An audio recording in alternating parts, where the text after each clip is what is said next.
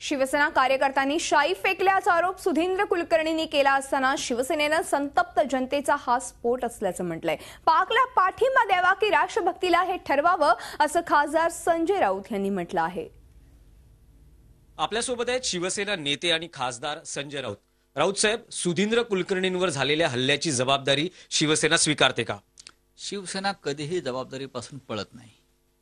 स्वतः कुलकर्णी यांनी सांगितलं की शिवसैनिकांनी त्यांच्या तोंडाला शाई फासली, मग त्यांनी शिवसैनिकांना ओळखलं, आक्रमकता त्यांनी ओळखली, हिंदुस्तान जिंदाबादच्या घोषणा त्यांनी ऐकल्या, पाकिस्तान मुर्दाबादचे नारे त्यांनी ऐकले असावे, त्याच्यामुळे ते शिवसैनिक होते त्यांनी सांगितलं।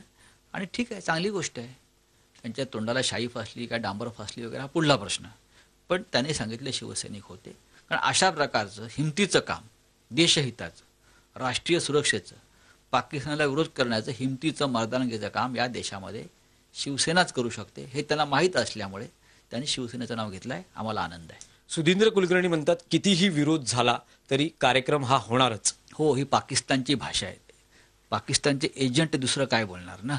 कसाब सारख्या लोकांशी आम्हाला लढता येतं, पण हे जे पाकिस्तानचे एजंट म्हणून जे कसाब फिरतात त्यांच्याशी ते सरकारी सुरक्षेमध्ये असतात आपल्याच। हाच पाकिस्तानचा डाव आहे। माय नेम इज खानच्या वेळेस तत्कालीन मुख्यमंत्री अशोक चव्हाणांनी शिवसेनेचं आंदोलन चिरडून काढलं होतं। तो अनुभव शिवसेनेच्या पाठीशी आहे। आज आंदोलनाच्या वेळेस शिवसैनिकांवर लाठ्या पडल्या, शिवसैनिकांवर कारवाई झाली, तर काय करणार शिवसेना? बरोबर आहे, अशोक चव्हाणांनी आंदोलन चिरडून टाकलं। आज अशोक चव्हाण आणि त्यांचा काँग्रेस पक्ष कुठे आहे आणि शिवसेना कुठे आहे? ते चिरडले गेले ना। सत्तेच्या बळावर तुम्ही ही मस्ती दाखवाल ना खानांसाठी आणि पाकिस्तानांसाठी, तर या देशामध्ये अजून राष्ट्रभक्तीचा अंगार विझलेला नाही। तो शिवसेनेच्या रूपानं असं धगधगतोय। बाळासाहेबांची प्रेरणा आहे, मशाल आहे।